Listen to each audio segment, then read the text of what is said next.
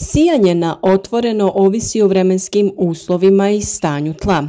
Kada želimo krenuti sa sjetvom, moramo provjeriti kakvi će vremenski uslovi biti u narednom periodu i koje temperature tla i zraka. Upravo nepogodni uslovi tjeraju nas na razmišljanje i djelovanje. U ovom slučaju radi se o pripremi presadnica graška u zatvorenom prostoru kako bi mogli da već izniknule biljke presadimo na otvoreno kada se ukaže povoljna prilika. Postoji jednostavan trik da budete ispred vremena, a u današnjem videu saznajte sve o ovom načinu uzgoja kako bi ove godine imali što obilniju berbu. Grašak nije teško uzgajati jer je vrlo otporan na gotovo sve okolinske uslove. Jedino je važno brinuti o tome da dobiva dovoljno vode ili kiše. Može se saditi uz gotovo sve druge biljne kulture, pa ga je lako uklopiti u vrt. Ipak postoje uslovi koji moraju biti zadovoljeni da bi uzgoj ove biljke bio uspješan. Ukoliko vas zanima uzgoj biljaka, voća i povrća, zapratite naš kanal i zajedno uzgajajmo zdrave i jake biljke uz jednostavne savjete. Grašak se uspješno uzgaja u uslovima umjerene i vlažne klime. Optimalna temperatura za razvoj iznosi 18 stepeni Celzijusa. On niče već kod temperature od 4 do 6 stepeni, a mlade biljke podnose temperature čak do -6. Za rast treba sunčanu poziciju i ne uspijeva u hladu. Grašak ima velike zahtjeve i za navodnjavanje i ako su tla pjeskovita ili aluvijalna, obavezno je potrebno navodnjavanje. Ukoliko ga prerano posijemo na otvoreno, niske temperature mogu produžiti vrijeme nicanja, a i kada nikne, ugrožavaju ga nenadane hladnoće i mrazovi. Zato ga možemo na vrlo jednostavan način posijati u zaštićenom prostoru, pa bez stresnih situacija za biljku lako presaditi na otvoreno kada se za to ukažu povoljni uslovi. Na taj način biljka nastavlja sa daljnjim razvojem i samim tim ranije ćete imati berbu, što svakako pogoduje uzgoju graška koji ne voli previsoke temperature. Ono što u ovom slučaju koristimo su tube ili role od toalet papira. One će da služe umjesto posude, pa će samo presađivanje biti jednostavnije. Ako bi koristili posude ili kontejnere, mogli bi da oštetimo korijen biljke, a ovako se to neće dogoditi prilikom presađivanja.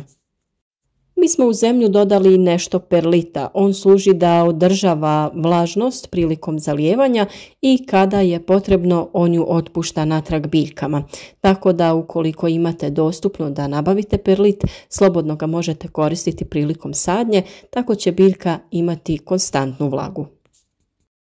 Kao što je već poznato da se karton koristi za malčiranje ili u pripremi komposta, tako će i ovaj karton brzo da se raspadne u tlu u doticaju sa vlagom.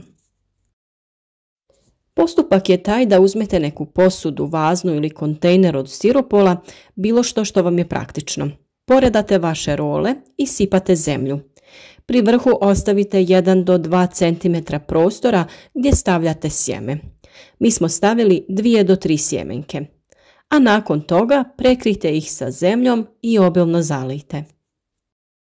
Naravno da je potreban duži period da se skupi veći broj ovih roli, ali vi možete da koristite onoliko koliko vam je potrebno presadnica za vašu gredicu i samo ih kasnije stavljate na potrebni razmak. Nakon sijanja mi smo svoju posudu držali u klijalištu sa ostalim biljkama gdje smo održavali optimalnu temperaturu. Svakako ga možete držati gdje i ostale presadnice koje uzgajate.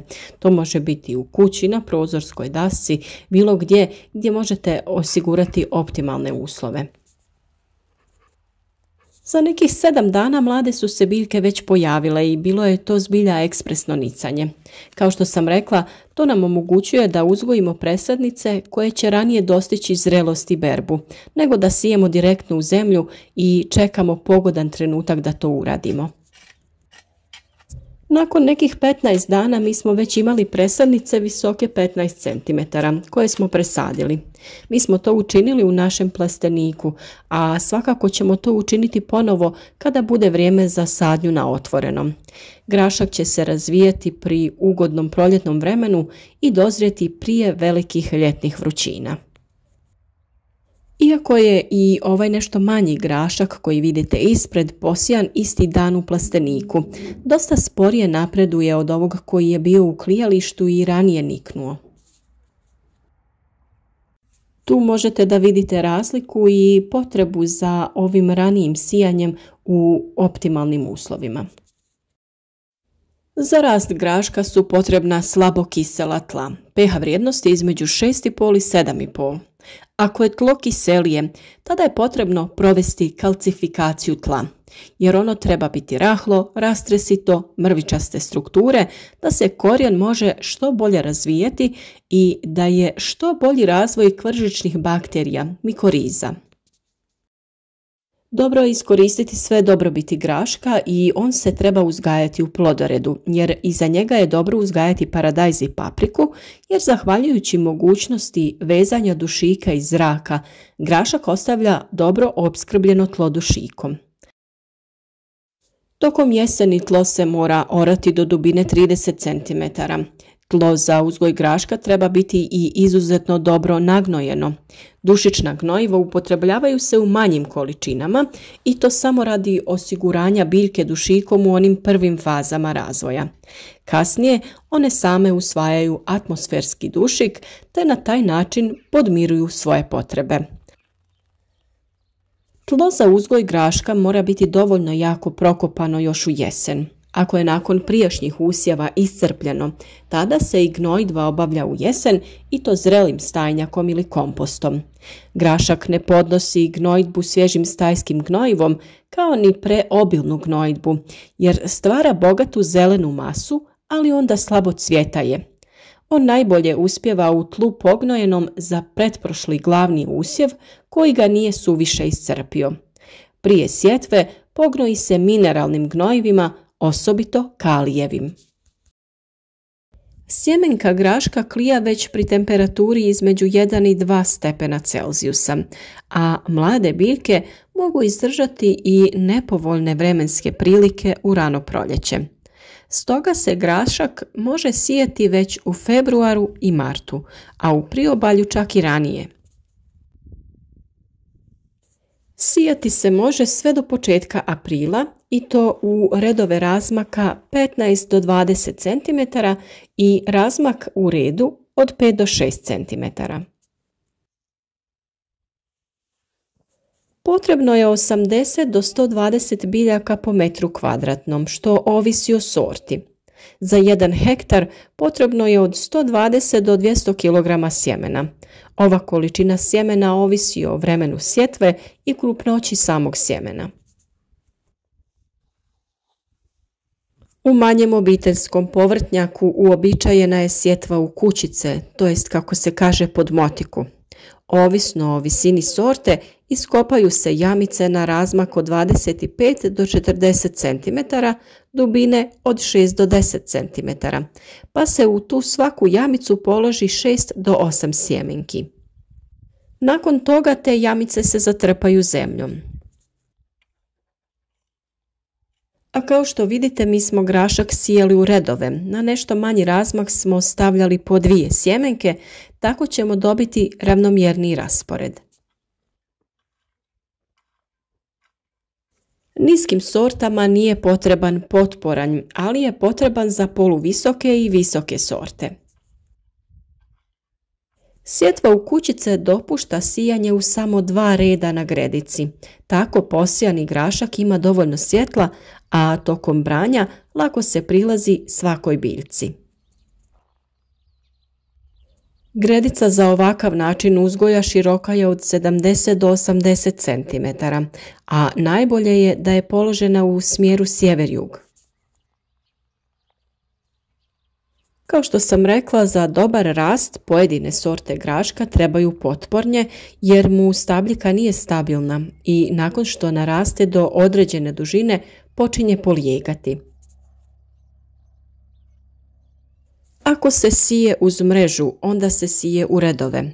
Ako se za potpornje koriste grane, onda ga je bolje sijeti u skupinama. Kada grašak malo poraste oko podnožja biljke, potrebno je nagrnuti malo zemlje jer to biljku čini stabilnijom. Za sušna vremena grašak treba dobro zalijevati, a tlo je potrebno koji put okopati, biljke nagrnuti zemljom i naravno plijeviti korov. Biljkama visokog rasta ponekad treba pomagati u penjanju uz potporanj koji smo pripremili. Kada krenu dozrijevati prve mahune, tada prestaje razvitak novih cvjetova, ali učestalim branjem zrelih mahuna prisiliti ćemo biljku na daljnje cvjetanje. Idealna berba graška je kada je otprilike 80% mahuna tehnološki zrelo. Kada sazrije i sav se pobere, miče se sa gredica i tako se oslobađa prostor za novu povrtnu kulturu, na primjer u junu za crnu rotkvu ili repu. Preporučuje se ne čupati ga, već porezati zbog bakterija na korijenju koje obogaćuju tlo dušikom. Ukoliko vam se svidio ovaj video, nadamo se da ćete ga podijeliti na vašim društvenim mrežama kako bi i vaši prijatelji vidjeli naše savjete i imali uspješnu berbu graška. Za još savjeta o uzgoju različitog voća i povrća zapratite naš kanal, a vjerujem da znate, ukoliko kliknete na zvonce dobivat ćete i redovne obavijesti o svakom novom videu koji objavimo. Ukoliko imate nekih dodatnih pitanja, javite nam se u komentarima i mi ćemo se potruditi da svima na vrijeme odgovorimo. Ali pišite nam i način na koji vi uzgajate određene biljke i uvijek nam je drago čuti informacije od kud nas to pratite. Znate da svaki dan objavljujemo novi video, pa tako do sutra, lijep pozdrav!